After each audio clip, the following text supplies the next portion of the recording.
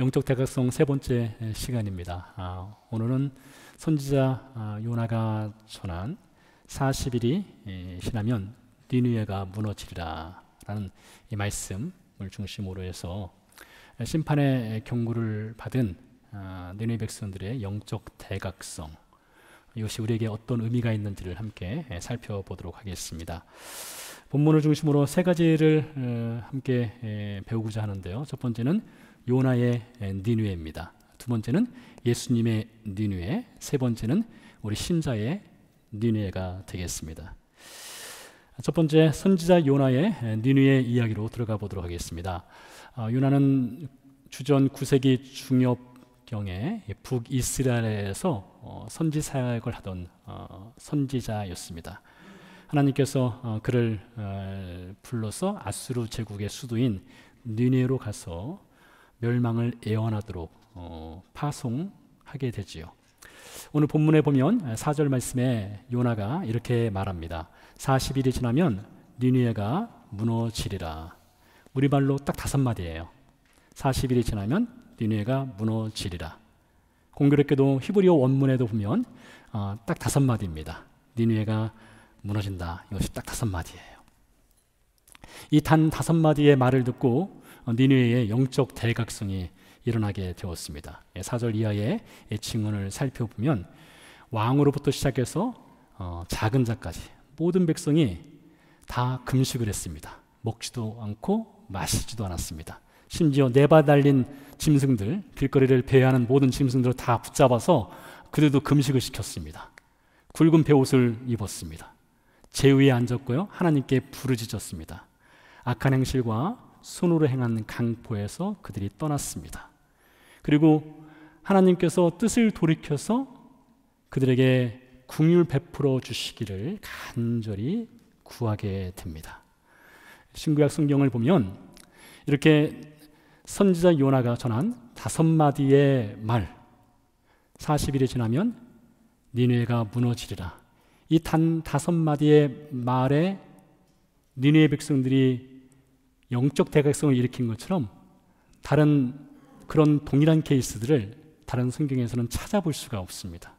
사실 구약 성경을 보면 대부분의 사람들은 선지자들이 전한 메시지를 듣고 거부했습니다. 불순종했고 심지어 선지자들을 죽이곤 하였습니다. 그런데 단 5마디의 이 짧은 메시지가 한 도시 전체를 뒤집어 놓았던 것이죠. 아마 모든 목회자의 로망이 있다면 한 편의 설교를 통해서 니느웨에 일어났던 이런 영적 대각성이 일어나기를 소망하는 것이 아닐까 싶습니다.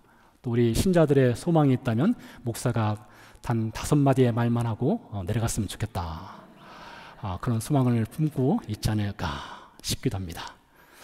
아무튼 이 니느웨에 있었던 영적 대각성을 살펴보기 위해서는 우리가 먼저 요나서 1장부터 좀 살펴볼 필요성이 있을 것 같습니다. 하나님께서 요나서 1장에 보면 요나를 부르셔요. 그리고 2절 말씀에서 이렇게 말씀하십니다. 니느웨의 악독이 내 앞에 상달되었다. 하나님께서 내 앞이라고 하셨을 때는 하나님의 얼굴을 뜻합니다. 하나님의 얼굴 앞까지 니느웨의 악함이 이렇게 올라온 것입니다. 악독이 찰 때까지 찼다는 것이죠. 고로 너는 가서 심판을 전하라, 이렇게 말씀하셨습니다. 당시 북이스라엘은 아수르 제국으로부터 잦은 침략과 위협을 당하고 있었습니다. 그런 가운데 요나에게 니느웨로 가서 심판을 전하라 했으니 요나 입장에서 볼 때는 그것은 굿뉴스입니다. 니느웨가 멸망하면 아수르 제국이 크게 흔들릴 수 있었기 때문이죠. 그런데 이상하게도 요나는 하나님이 전하라고 하는 그 심판의 메시지 전하는 것을 싫어합니다. 그리고 니느웨로 가는 대신 지중해 건너편 다시스로 도망가려고 시도까지 하게 됩니다. 왜 그랬을까요? 왜 요나는 이스라엘 입장에서는 굿뉴스가 될 수 있고 니느웨에게는 심판의 메시지가 될 수 있는 것을 전하지 않고 도망가려 하였을까요? 그 이유를 알기 위해서는 요나서 4장 1절과 2절을 볼 필요성이 있습니다. 요나서 4장 이야기는 하나님께서 니느웨에 내리기로 하셨던 재앙을 철회하신 후에 요나가 화가 나서 하나님께 따지는 장면입니다. 이렇게 시작합니다. 요나가 매우 싫어하고 성내며 여호와께 기도하여 이르되 여호와여 내가 고국에 있을 때에 이러하겠다고 말씀하지 아니하였나이까. 여기서 끊어볼게요. 자, 지금 이 장면은요, 요나가 지금 어디에 있는 장면인가 하면 요나가 니느웨 성에 있는 장면입니다. 하나님께서 니느웨로 보냈으니까요. 지금 니느웨에서 요나가 하나님께 기도하면서 말하는 것을 보면 내가 고국에 있을 때에, 즉 하나님께서 나를 니느웨로 파송하기 전에 저는 이미 알고 있었습니다. 이것이죠. 무엇을요? 하나님께서 심판하지 않을 것을 저는 이미 알고 있었습니다. 이렇게 말하는 것입니다. 자, 더 읽어볼게요. 그러므로 내가 빨리 다시스로 도망하였사오니 주께서는 은혜로우시며 자비로우시며 노하기를 더디하시며 인애가 크시사 뜻을 돌이켜 재앙을 내리지 아니하시는 하나님이신 줄을 내가 알았음이니라. 요나가 알고 있는 하나님에 대해서 이야기를 하는 것입니다. 왜 내가 니느웨로 가지 않고 다시스로 도망갔느냐? 하나님은 어떤 분이시냐? 하나님은 은혜로우시고 자비로우시고 노하기를 더디하시며 인애가 크신 분입니다. 따라서 니느웨의 심판을 전하라 하였지만 하나님의 본심은 그것이 아니란 것을 제가 잘 알고 있기 때문에 제가 도망간 것입니다. 이것이죠. 주님은 뜻을 돌이켜서 재앙을 내리지 않는 분이라는 것을 처음부터 알고 있었다는 것입니다. 요나를 배달부로 비유하자면 이렇게 볼 수 있습니다. 요나가 하나님께서 요나에게 이거 배달해 하고 상자를 주었습니다. 상자 위에 보니까 하나님의 심판이라는 큼지막한 글귀가 써여 있던 것이죠. 주소를 보니까 니느웨네요. 요나가 그 하나님의 심판이라는 그 상자를 들고 가다가 상자 속으로 이렇게 살짝 보니까 상자 속에 뭐가 있나 봤더니 그 안에 하나님의 긍휼, 하나님의 인자, 하나님의 은혜라고 하는 선물이 담겨 있는 것이에요. 그래서 하나님께서 그 선물을 니느웨 백성들에게 주기 위해서 요나를 파송한 것이죠. 그러니 요나 입장에서는 그것을 가지고 니느웨로 가게 되면 니느웨 백성들이 심판에서 구원받게 되잖아요. 그래서 에라 모르겠다 하고서 요나가 니느웨로 가는 대신에 다시스로 도망가려 하였던 것이죠. 근데 우리가 요나서를 읽어보시면 아시겠지만 요나 뜻대로 되지 않았습니다. 요나서 1장을 보면 요나가 지중해를 건너가는 중에 하나님께서 풍랑을 일으키시고요, 선원들이 풍랑을 멈추게 하기 위해서 요나를 바닷속에 집어 던지게 됩니다. 하나님께서 큰 물고기를 준비하셨습니다. 요나를 삼켰습니다. 요나가 물고기 뱃속에서 3일 낮밤을 보내게 됩니다. 요나서 2장으로 가볼게요. 요나서 2장으로 가면 요나가 자신의 불순종에도 불구하고 자신을 살려주신 생명의 주가 되시는 하나님께 회개하고 감사와 기도의 찬양을 올려드리는 기도문이 요나서 2장 전체에 기록되어 있습니다. 그 중에서 2장 9절에서 요나가 이렇게 감사의 찬양을 합니다. 나는 감사하는 목소리로 주께 제사를 드리며 나의 소원을 주께 갚겠나이다. 구원은 여호와께 속하였나이다. 요나는요, 물고기 뱃속에서 나 홀로 부흥회를 했습니다. 그리고 깊은 영적 대각성을 체험했어요. 물고기 뱃속에서요. 근데 여러분 잘 들어보세요. 어떤 개인이나 어떤 공동체에 이와 같은 영적 대각성 혹은 깊은 회개, 그런 것이 일어났을 때는 그것을 가지고 영적 대각성이 일어났어, 이렇게 결론 내리는 것에 대해서 우리는 약간 유보할 필요성이 있습니다. 그 현장만 보고 영적 대각성이 일어났구나 이렇게 말하는 것을 조심스럽게 우리는 접근할 필요성이 있어요. 웬고하면 영적 대각성이 일어났다면은 그 다음 날이 더 중요합니다. 오늘 여러분들이 하나님께 회개하고 어떤 여러분 가운데 죄를 버리고 하나님을 향해서 헌신하고 거룩함을 사모하는 그런 영적 대각성이 일어났다면 그 고백과 그 결단보다 더 중요한 것은 그 다음입니다. 그래서 성경은 영적 대각성이 일어난 그 시간, 그 장소보다 그 다음에 어떤 일이 있었는가에 주목을 합니다. 한 가지 예를 들어볼까요? 사도행전 19장에 보면 바울이 에베소 지역에 가서 복음을 전하게 됩니다. 에베소 사람들이 바울의 복음을 듣고 나서 회개하고 영적 대각성이 일어나게 돼요. 현장이죠. 그 시간입니다. 근데 사도행전의 기록자인 누가가 그 영적 대각성이 일어난 그 다음에 어떤 일이 있었는지를 19장 18절에서 19절 사이에서 이렇게 증언하고 있어요. 잘 들어보세요. 믿는 사람들이 많이 와서 자복하여 행한 일을 알리며, 이 순서를 보세요. 뭐라고 했냐? 믿는 사람들에게 했습니다. 그 말은 즉슨 그들에게 어떤 영적 대각성이 있었다는 것을 말하는 것이죠. 믿는 사람들이라고 했으니까요. 믿는 사람들이 영적 대각성이 일어나고 나서 자복하고 행한 일을 알렸다고 했습니다. 자신들이 어떤 죄를 지었는지를 영적 대각성 다음에 와서 고백을 하는 일들이 일어났다는 거예요. 자, 이어서 보면 또 마술을 행하던 많은 사람이 그 책을 모아가지고 와서 모든 사람 앞에서 불사르니 그 책값을 계산한 즉 은 5만이나 되더라 했습니다. 자, 에베소에서 영적 대각성이 일어난 그 다음 날 마술을 하는 사람들이 자신의 생업에 반드시 필요한 마술 매뉴얼을 집에서 끌고 나와서 모든 사람들이 보는 앞에서 그것을 쌓아놓고 불에 태웠다는 거예요. 이게 영적 대각성 다음 날에 일어났던 일이었습니다.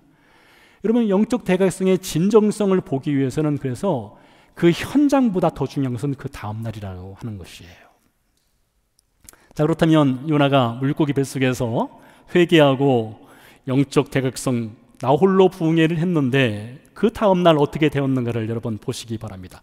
그의 영적 대각성이 정말로 진정성이 있었는지 혹은 그의 마음에 떨림과 울림만 있었는지를 우리는 3장에서 확인할 수가 있습니다. 오늘 본문 3절에 보니까 니느웨를 이렇게 표현하고 있습니다. 니느웨는 3일 길을 걸어야 할 정도로 큰 도시라고 했어요. 큰 도시를 요나는 단 하루 길을 걸었습니다.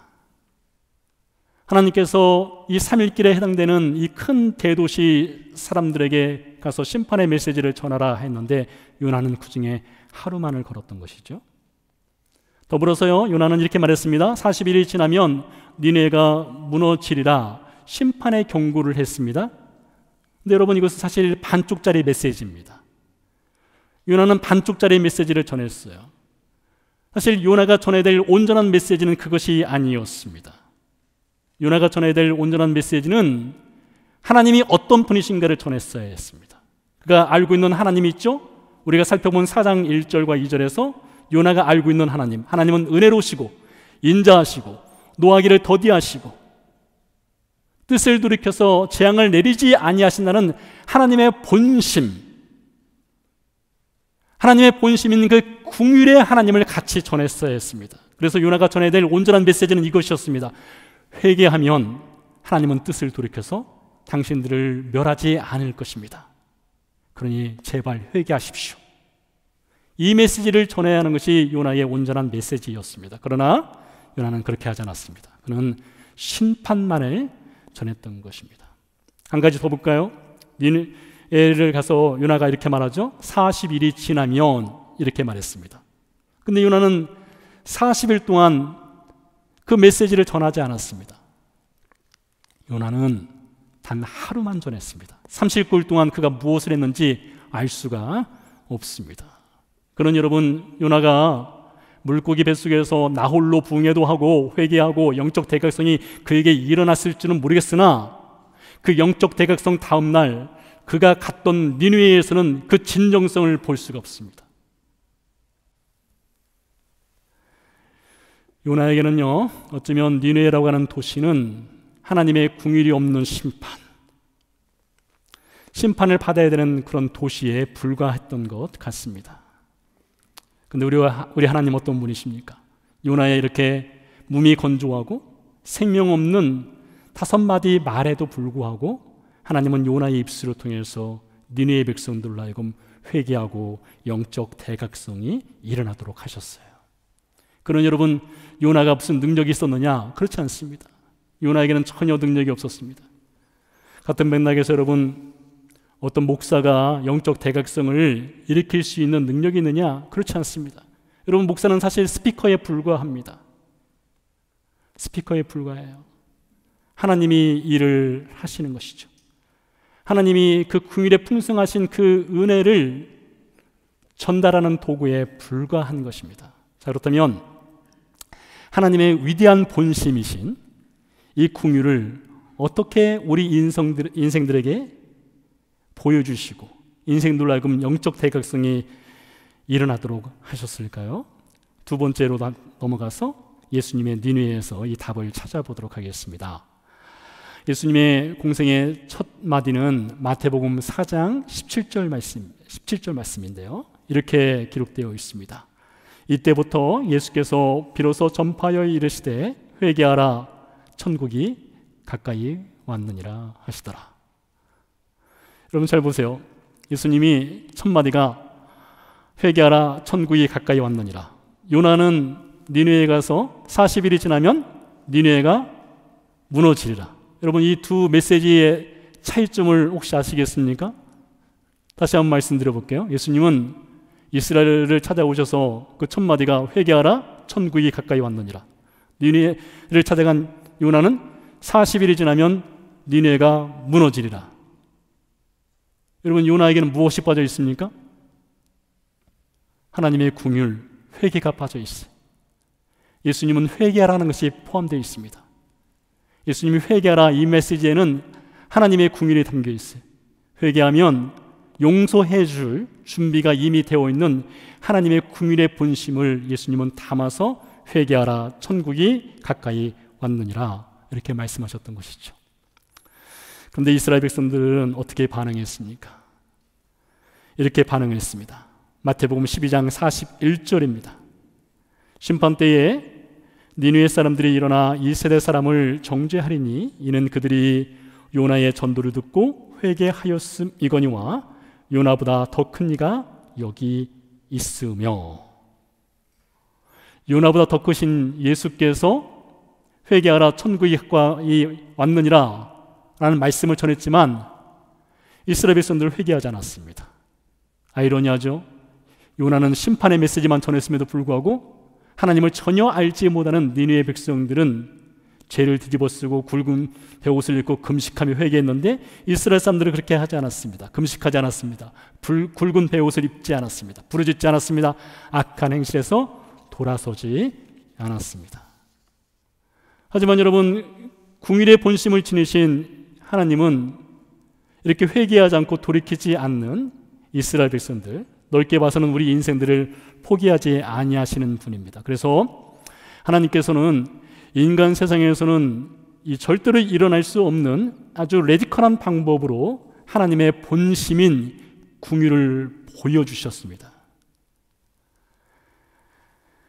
그 긍휼의 방법이 마태복음 21장에 기록되어 있습니다. 여러분, 마태복음을 우리가 함께 읽었는데요. 마태복음에는 사실 어려운 내용들이 상당히 많습니다. 아마 그 중에서 가장 이해하기 힘든 한 장면이 있다면 마태복음 21장이 아닐까 싶습니다. 한번 집에 가서 다시 한번 읽어보시기 바랍니다. 마태복음 21장에 보면 예수님께서 말씀하신 포도원 비유가 나와요. 포도원 농부 비유예요. 21장 33절 이하입니다. 예수님이 이 비유를 이렇게 시작하셨습니다. 다른 한 비유를 들으라. 한 집주인이 포도원을 만들어 산울타리로 두르고 거기에 집자는 틀을 만들고 망대를 짓고 농부들에게 새로 주고 타국에 갔더니. 예수님은 이 말씀의 시작을 비유를 들으라 했으니까 비유입니다. 근데 웹스터 사전에 보니까 이 비유에 대해서 이렇게 정의를 내렸습니다. 비유는 무엇이냐? 비유라고 하는 것은 도덕적이거나 종교적인 것을 설명하기 위한 어떤 허구의 이야기라고 사전적 정의를 내리고 있습니다. 근데 여러분, 성경에 나오는 비유는 그렇지 않습니다. 성경에 나오는 비유는 두 가지가 있습니다. 첫 번째는 허구의 이야기입니다. 어떤 허구의 이야기를 가지고 어떤 교훈을 줄 수 있어요. 또 하나의 비유는요, 실제적인 이야기를 가지고 교훈을 주기도 합니다. 그러니까 성경의 비유는 허구도 있고 현실적인 내용도 있다는 것이죠. 자, 그렇다면 예수님께서 마태복음 21장에서 말씀하신 이 포도원 농부의 비유가 허구인지 현실적인 비유인지를 여러분들이 듣고 한번 판단해 보시기 바랍니다. 내용은 이렇습니다. 제가 좀 현대식으로 바꿔보았어요. 제가 커피숍을 오픈했습니다. 그리고 매니저 계약을 했습니다. 1년에 2차례 6개월마다 수익금의 일부를 받기로 하고 저는 한국으로 떠났습니다. 6개월이 된 후에 제 통장에 돈이 입금되었나 확인했더니 돈이 입금이 안 됐어요. 여러분, 어떻게 해야 되죠? 전화해야죠. 전화해서 매니저에게 왜 돈이 입금 안 됐어? 빨리 돈 입금 시켜달라고 이야기를 해야 되죠. 근데 매니저가 전화를 안 받네요. 너무 궁금해서 친구를 보냈습니다. 저기 계신 친구를 보냈어요. 가서 좀 확인 좀 해보려고요. 친구가 매니저에게 갔습니다. 그래서 이만저만한데 왜 돈을 안 보내냐 했어요. 그랬더니 이 매니저가 친구를 죽여버렸습니다. 오늘 죽은 거예요? 죽은 것을 나중에 알았어요. 며칠 지나서요. 제가 다시 다른 매니저를 보냈습니다. 이 앞에 계신 분. 두 번째 매니저를 보냈는데, 두 번째 친구를 보냈는데 이 매니저가 이 두 번째 친구도 죽여버렸습니다. 세 번째가 필요합니다. 여기 계신 분. 세 번째 사람을 보냈어요. 근데 매니저가 이 세 번째 친구도 마찬가지로 죽여버렸어요. 3명이나 죽였습니다. 남은 한 사람이 있습니다. 남은 한 사람은 버지니아에 살고 있는 제 아들입니다. 하나뿐인 제 아들. 자, 여기서 질문을 던져보죠. 여러분 같으면 어떻게 하시겠습니까? 여러분은 돈을 받기 위해서 그 커피숍 매니저에게 여러분의 아들을 보내시겠습니까? 아니면 안 보내시겠습니까? 고개 흔드시네요. 좌우로 흔드셔요. 어떤 미친 아버지가 아들을 보내겠습니까? 이미 3명의 친구를 죽인 매니저라면, 그런 악당이라면 내 아들 보낼 수 없는 것 당연한 것이죠. 아무리 돈이 귀하고 좋다 하더라도 그런 일은 일어날 수 없는 것이죠. 근데 여러분, 오늘 예수님께서 마태복음 21장에서 이 포도원 농부 비유를 어떻게 이어나가시는지를 다시 본문으로 들어가서 보도록 하지요. 예수님이 비유의 말씀을 이렇게 이어가십니다. 33절 말씀, 37절 말씀입니다. 후에 자기의 아들을 보내며 이르되 그들이 내 아들은 존대하리라. 여러분, 좀 말이 좀 그렇지만 이런 미친 아버지가 어디 있습니까? 이미 다른 사람들을 죽인 사람입니다. 그런데 자기 아들을 보내면서 내 아들은 저들이 존중할 거야, 존대할 거야, 그런 생각을 할 만한 그런 아버지가 어디 있겠습니까? 그런데 내 아들을 보내며 라고 되어 있어요. 자기 아들을 보낸 것이죠. 자, 그 결과가 어떻게 되는가 보세요. 38절, 39절 말씀입니다. 농부들이 그 아들을 보고 서로 말하되 이는 상속자니 자 죽이고 그의 유산을 차지하자 하고 이에 잡아 포도원 밖에 내쫓아 죽였느니라. 자, 어떻습니까, 여러분? 이 비유가 허구의 비유일까요? 아니면 현실 세상에서 일어날 법한 비유일까요? 여러분, 어떻게 생각하십니까? 여러분은 무엇을 원하십니까? 여러분이 작가라면, 여러분이 글을 쓰는 사람이라면 이 비유를 허구의 비유로 쓰고 싶습니까? 아니면 현실적인 비유로 쓰고 싶습니까? 아마 저나 여러분이나 모두가 이 비유는 절대로 일어날 수 없는, 아니 일어나서는 안 되는 허구의 비유로 우리는 쓰고 싶을 것입니다. 그것을 바랄 거예요. 어떻게 내 아들을. 그런데 여러분, 이 성경은 무엇을 말합니까? 이 성경은 이 비유가 허구가 아니라 실제로 일어난 사건이라고 말을 하고 있어요. 하나님께서 당신의 외아들 독생자 예수님을 니느웨라고 하는 세상으로 보내신 것입니다. 그리고 하나님의 아들이 니느웨로 불리는 세상에 왔을 때에 그 세상 사람들에게 회개하라 천국이 가까이 왔느니라 메시지를 전했습니다. 근데 듣지 않았어요. 불순종했습니다. 거부했습니다. 그래서 하나님께서 그만하면 됐다, 이제 심판하자, 그렇게 하지 않으셨습니다. 거부하고 불순종하는 니느웨라고 하는 세상 사람들을 향해서 하나님은 또 다른 아주 레디컬한 메시지를 준비하셨습니다.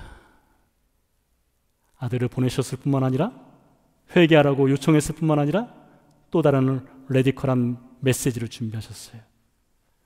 그것이 바로 예수님의 십자가입니다. 십자가에 못 박히신 하나님의 아들 예수 그리스도, 이것이 하나님이 보여주신 가장 레디컬한 하나님의 긍휼의 본심입니다. 여러분, 이 십자가가 하나님의 메시지예요. 하나님의 긍휼이 담긴 하나님의 메시지였다는 것이죠.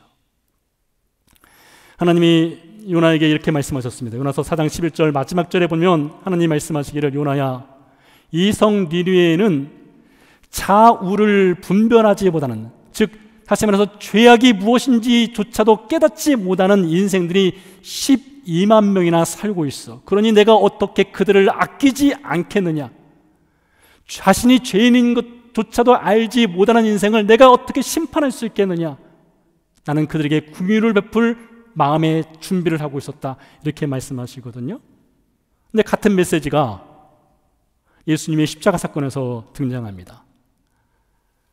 하나님의 긍휼의 메시지인 십자가 위에서 예수님이 이렇게 말씀하셨습니다. 아니, 이렇게 기도하셨어요.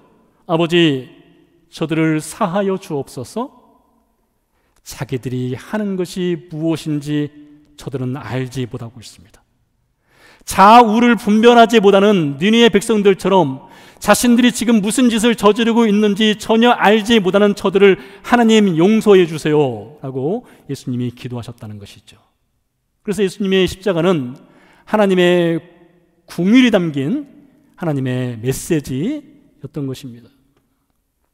여러분, 바로 하나님의 그 긍휼이 담긴 십자가의 그 은혜가 우리에게 임했습니다. 그래서 사실 모든 신자들은 영적 대각성을 다 경험하였어요.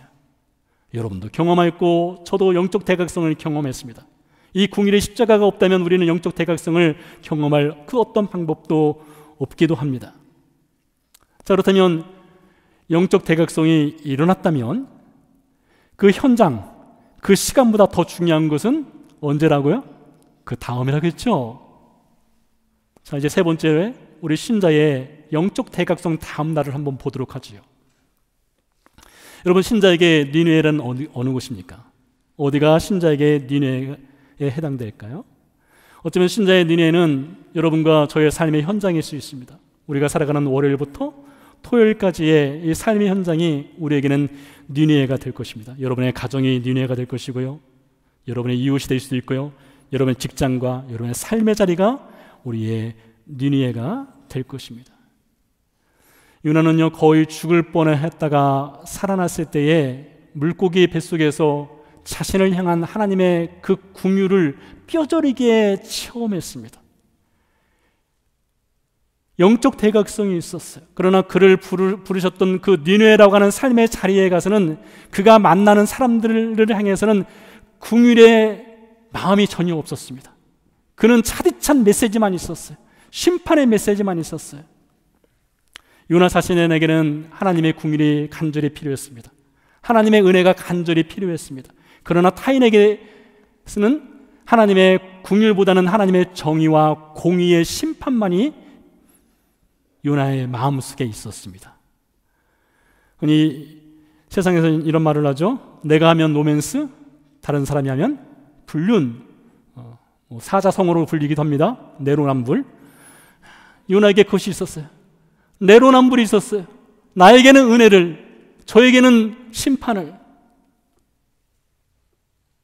그러니 여러분, 요나에게 어떤 영적 대각성의 진정성을 찾아볼 수 없다는 것입니다. 여러분, 잘 들어보세요. 우리가 하나님으로부터 이 십자가라고 하는 하나님의 긍휼의 본심을 담은 이 십자가를 통해서 우리가 구원을 받고 우리에게 영적 대각성이 있었습니다. 그러면 여러분, 우리 그리스도인들은 어떻게 살아가는가 하면 궁일이라 하는 것을 궁일의 전달자가 돼야 되는데 혹 우리는 이런 오해를 할 수 있어요. 사실 선교 역사에서 많은 문제점 중에 하나가 이것이었습니다. 무엇인가 하면 나는 하나님의 은혜를 받은 사람이고 나는 하나님의 긍휼을 경험한 사람이고 당신은 아직 경험하지 못했어. 당신은 죄인이야. 당신은 지옥 갈 인생이야. 그래서 내가 주는 긍휼을 받아 먹어. 어떤 높은 자리에서 마치 궁유를 던져주듯이 그런 태도를 보이는 경우가 있습니다. 아주 사람을 미개하게 보고 자신은 높은 자리에 있고 다른 사람은 낮은 자리에 두고 마치 궁유를 싼값으로 내어주듯이 그런 태도를 취하는 경우가 선교 역사에 있었습니다. 저는 그것을 궁율로 포장된 잔인한 폭력이라고 부릅니다. 궁율로 포장된 잔인한 폭력. 여러분, 예수님께서 우리에게 베풀어 주신 궁율은 어떤 궁율입니까? 하나님이신 그분이 이 땅으로 내려오신 궁율이에요. 그분은 하늘에서 십자가 받아 먹으라 하고 던져주신 분이 아니셨습니다. 이 땅으로 직접 내려오셨죠. 아니, 그것만이 아니죠. 예수님께서 베풀어 주신 궁율은 우리와 같은 눈높이가 아니라 우리보다 내려가셨습니다. 요한복음 13장 말씀, 예수님께서 십자가를 지기 전날 제자들의 발을 닦아주는 종의 모습을 보여주지 않습니까? 그게 예수님의 궁율의 태도였어요. 근데 어쩌면 우리는 정반대의 태도를 취하고 있을지도 몰라요. 우리는 높은 자리에서 마치 궁율을 던져두듯이, 그것은 진정한 궁율이 아니란 것이죠. 여러분, 궁율이라고 하는 것은요, 사람이 사람을 사람답게 대하는 것입니다. 사람이 사람을 사람답게 대하는 것이에요. 예수님이 그러한 태도로 우리에게 다가오셨거든요. 그렇게 품어주는 것입니다. 요나에게는요, 니느웨는 마땅히 심판받아 죽어야 하는 그런 땅이었습니다. 예수님께 니느웨는요, 레디컬한 궁율의 십자가의 메시지로 죽은 생명을 살리는 것이었습니다. 신자에게 니느웨는 궁율을 받은 자로서 궁율을 마땅히 베풀어야 하는 삶의 자리입니다. 자, 이렇게 세 가지의 니느웨를 말씀드렸는데요, 오늘 저는 이 말씀의 결론을 이렇게 내리고자 합니다. 하나님의 전지전능하심이 오늘 말씀에 보면 오해를 받는 한 장면이 있어요. 여러분, 하나님은 전지하신 분이시죠? 전능하신 분이시죠? 그런데 하나님의 전능하심과 그 전지하심이 아주 오해받고 의심받을 만한 한 장면이 오늘 본문에 등장합니다. 10절 말씀이에요. 하나님이 그들이 행한 것, 곧 그 악한 길에서 돌이켜 떠난 것을 보시고 하나님의 뜻을 돌이키사 그들에게 내리리라고 말씀하신 재앙을 내리지 아니하시니라. 여러분, 여기서 이 돌이켰다는 표현이 있습니다. 이 돌이켰다는 표현의 히브리어 원어를 보면 그 뜻은 이렇습니다. 하나님이 후회하셨다, 하나님이 뉘우치셨다, 하나님이 회개했다. 여러분, 이해할 수 있겠습니까? 여러분, 전능하신 하나님이 후회하는 일이 있을까요? 전능하신 하나님이 뉘우치는 일이 있어야 할까요? 전능하신 하나님이 회개하는 일이 있어야 될까요? 그런데 오늘 본문은 분명히 그렇게 말하고 있습니다. 하나님이 뜻을 돌이켰다, 하나님이 후회하셨다, 하나님이 뉘우치셨다, 하나님이 회개했다. 민수기서 23장 19절 말씀에 보니까 하나님에 대해서 이렇게 이야기를 하고 있습니다. 하나님은 사람이 아니시니 거짓말을 하지 아니하시고 인생이 아니시니 후회가 없으시도다. 여기서 후회가 없다는 말은 하나님은 뉘우치지 않는 분이라는 것이에요. 하나님은 회개하지 않는 분이라는 겁니다. 당연하지요. 하나님은 전능하신 분이니까요. 하나님은 전지하신 분이니까요. 그분은 후회할 일도 없고 회개할 일도 없고 뉘우칠 일도 없는 전지전능하신 분이다. 근데 요나서에 보니까 하나님이 뜻을 돌이키셨습니다. 하나님이 후회하셨어요. 하나님이 회개했습니다. 뉘우쳤습니다. 그래서 학자들은 이것을 가지고 고민합니다. 어떻게 전능하신 하나님이 후회하고 회개하고 뉘우칠 수 있는가? 이것을 가지고 고민해요. 저는 이렇게 생각합니다. 하나님은요, 우리 인생들이 설령 하나님의 전능하심과 하나님의 전지하심에 대해서 오해하고 의심한다 할지라도 하나님은 한 생명을 위해서라면 그렇게 하시는 분이세요. 하나님은 한 생명이 돌아올 수 있다면 하나님의 전지전능하심이 오해받고 의심받는 것 전혀 개의치 아니하시는 그런 분이시는 것입니다. 사실 성경이 그것을 많이 말하고 있어요. 하나님은 영이시죠? 보이지 않는 영이시죠? 그런데 그분이 어떻게 오셨습니까? 이 세상에 육신을 입고 오셨습니다. 하나님의 본성을 거스르시는 일이시죠. 하나님은 영원하신 분이십니다. 그분은 시간이 없으신 분이세요. 그러나 그분은 시간 속으로 들어오셨습니다. 하나님의 본성을 거스르는 일이죠. 그분은 죽음이 없으신 분이십니다. 그런데 십자가에서 죽으셨어요. 하나님의 본성을 거스르시는 것입니다. 하나님의 전지하심과 전능하심을 하나님은 떠나버렸어요. 오해받더라도 의심하더라도 한 영혼에게 하나님의 긍휼을 전할 수 있다면 하나님은 포기하시는 분이셨다는 것이죠. 그리고 오히려 그것을 기뻐하셨습니다. 그것을 영광스럽게 여기셨어요. 오해받는 것 영광스러운 것이었습니다. 의심받는 것 영광스러운 것이었어요. 자, 그렇다면 여러분, 영적 대각성 무엇입니까? 영적 대각성 현장은 여러분 우리의 내일입니다. 니느웨라고 하는 내일이에요. 우리가 받은 긍휼을 같은 눈높이에서 전할 수 있는 40일이 우리에게 주어진 거예요. 여러분, 그 40일 중에 하루만 쓰지 마세요. 그 40일 매일매일을 긍휼의 사람으로 살아가세요. 여러분, 살다 보니까 그러더라고요. 그럴 수도 있지. 그 말이 사람에게 감동을 주더라니까요. 그럴 수도 있지. 살다 보니까 그러더라고요. 그냥 안아주는 것 자체가 하나님의 긍휼이 전달되는 것이더라고요. 안아주는 것 자체가요. 그냥 품어주는 것 자체가 하나님의 긍휼이 가슴과 가슴으로 전달되는 것이더라고요. 에베소 4장 32절 말씀 이렇게 말하고 있습니다. 서로 인자하게 하며 불쌍히 여기며 서로 불쌍히 여기랍니다. 서로 용서하기를 하나님이 그리스도 안에서 너희를 용서하심과 같이 하라. 한 주간을 이 말씀으로 살아가시기 바랍니다. 기도하고 찬양 드리도록 하겠습니다.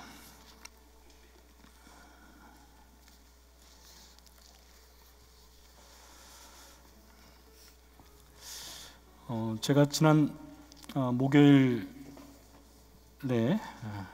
잠을 자다가 꿈을 꾸었습니다.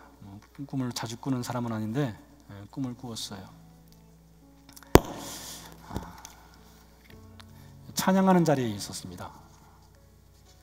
같이 모여서 찬양을 하는데 이 찬양 인도자가 누구였는지 잘 모르겠어요. 김홍경 지사님 같기도 하고요. 네, 찬양 가사 중에 이런 가사가 있었습니다. 제가 다른 건 기억 안 나는데 이건 분명히 기억합니다. 하나님의 신령한 능력 구함이 우리를 망치게 하네. 하나님의 신령한 능력 구함이 우리를 망치게 하네. 이 구절을 제가 분명하게 기억을 합니다. 근데 제가 그날 꿈속에서 많이 울었습니다. 웬고하며 제가 구하는 능력은 무엇인가? 제가 구하고 싶은 능력은 무엇인가? 에 대해서 다시 한번 생각을 해보았습니다.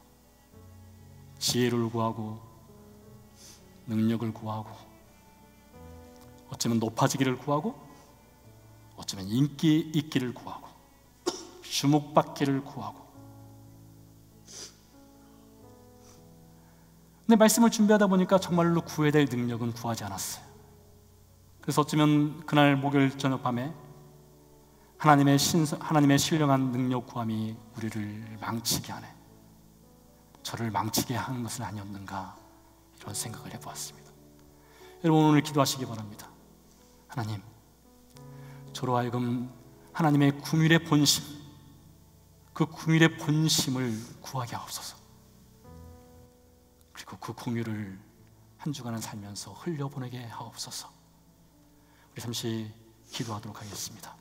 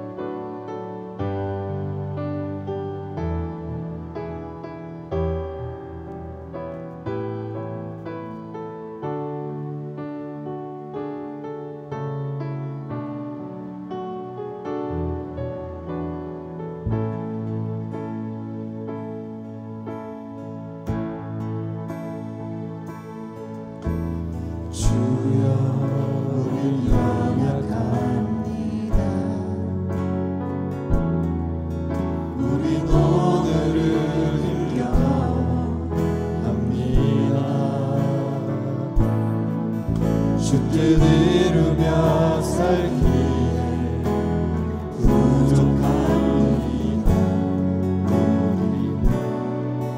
우린 연약합니다.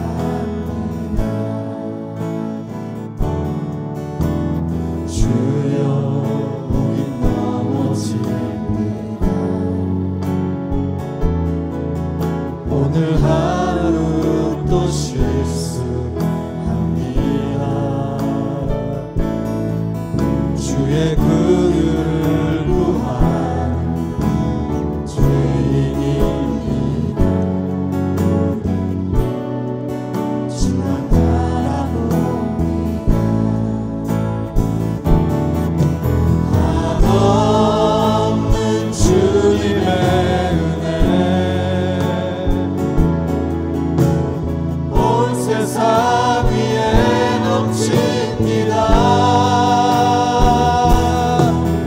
가릴 수 없는 주 영광 온 땅 위에 충만합니다.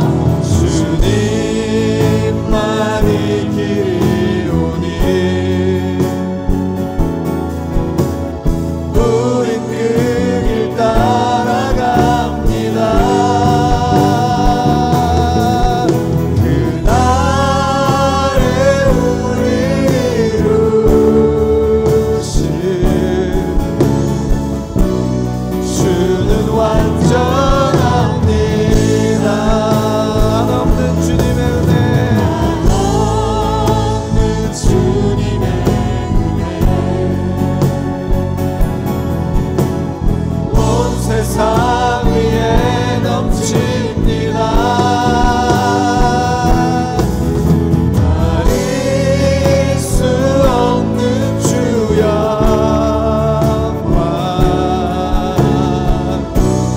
온 땅 위에 충만합니다.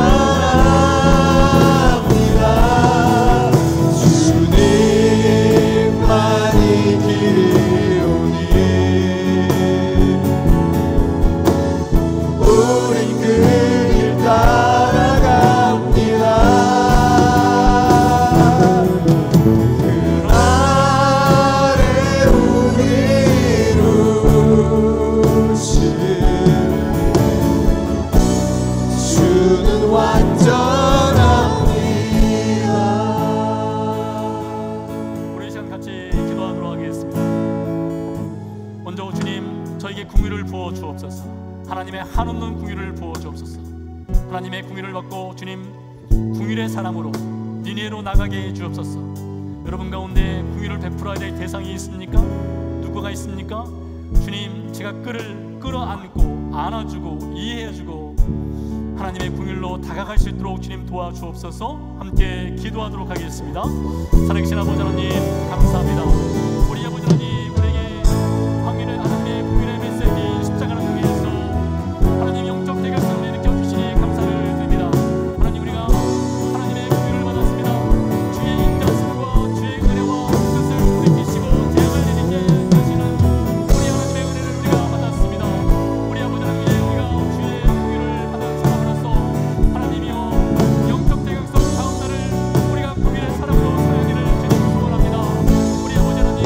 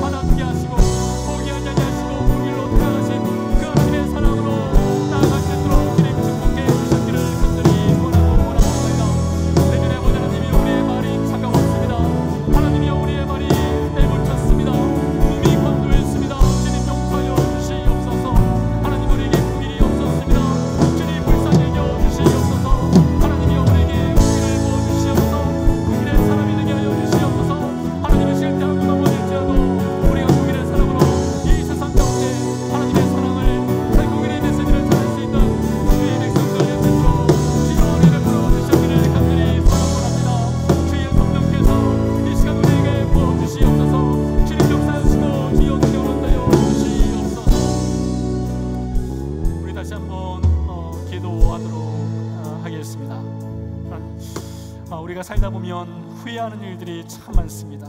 저 개인적으로도 참 후회하는 일들이 많습니다. 그리고 용서를 구한 것도 참 많습니다.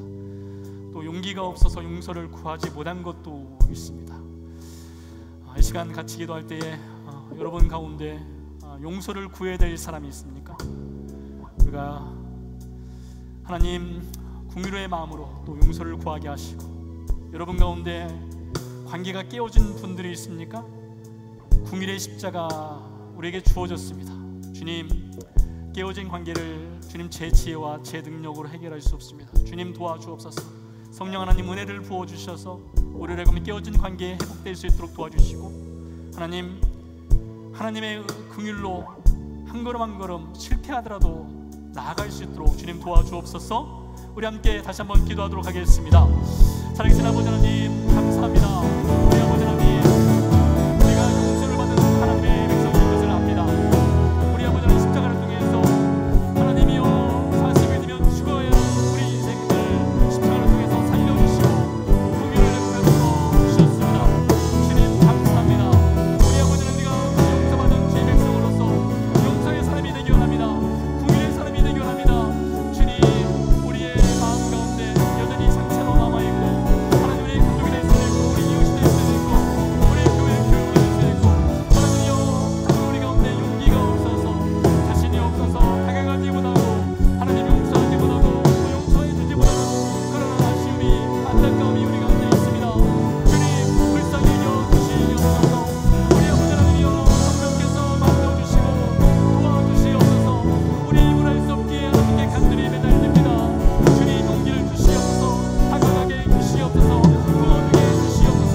하나님의 사랑으로 주님 가슴으로 나아가서 주님 용서를 구하고 또 용서해 주며 하나가 되고 긍휼의 은혜를 입을 수 있도록 주님 축복해 주시옵소서.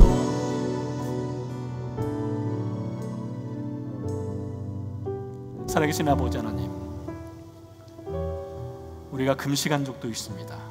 먹지도 마시지도 않은 적도 있습니다. 우리가 굵은 베옷을 입듯이 우리 가슴을 찢은 적도 있습니다.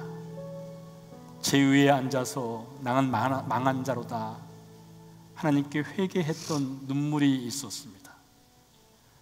하나님, 하나님께서 하나님의 본성을 거스르시고 뜻을 돌이키셔서 긍휼의 십자가로 우리를 용서해 주셨습니다. 우리가 그렇게 큰 하나님의 긍휼의 은혜를 받았건만, 우리의 옷은 찢었건만, 우리의 가슴은 쳤건만, 하나님, 우리의 긍휼을 받아야 될 누군가를 향해서는 우리가 인색했습니다. 우리가 다가가지 못했습니다. 용기가 없을 때도 있었고, 우리의 자존심이 허락하지 않을 때도 있었습니다. 주님, 다시 한번 기도합니다.